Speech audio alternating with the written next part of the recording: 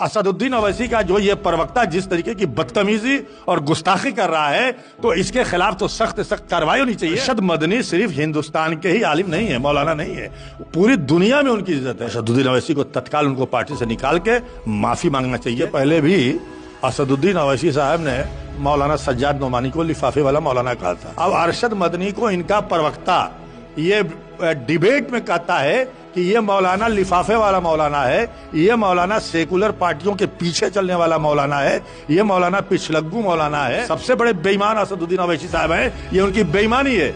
एक प्रवक्ता तो उनके खिलाफ बयान दे रहा है और दूसरा कहता है कि उनकी निजी राय, जिस तरह से भाजपा के लोग कहते हैं कि ये तो उनका निजी राय है। अरे भाई असदुद्दीन अवैसी साहब, अगर निजी राय है तो उस प्रवक्ता को पार्टी से निकाल बाहर करिए, उसको पार्टी से निकाल बाहर करिए, तब हम जानेंगे कि वो उसकी निजी राय है। और आप क्या कर रहे हो?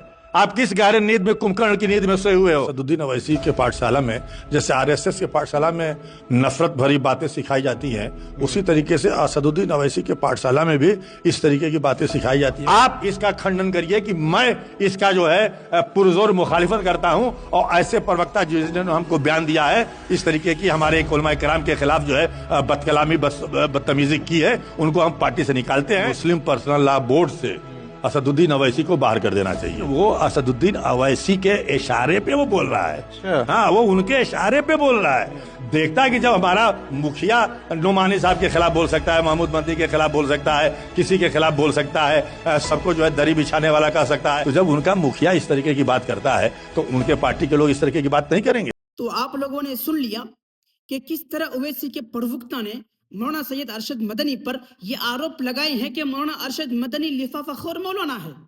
उसकी इतनी जुर्रत, कोई भी ऐरा गैरा आएगा, कोई भी खड़मुतने वाला आएगा और वो एक आलिम दीन पर यह आरोप, यह इल्जाम लगा देगा कि मौलाना अरशद मदनी लिफाफाखोर मौलाना है।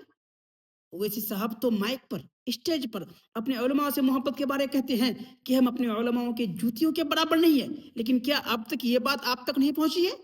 अब तक आपने उस अंबेडकर को पार्टी से क्यों नहीं निकाला?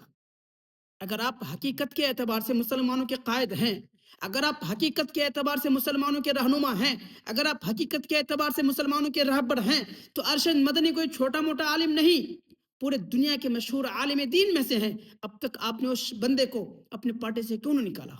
हम आपको सच्चा उसी वक्त तक मानेंगे जब तक आप उस बंदे को अपने पार्टी से नहीं निकालोगे।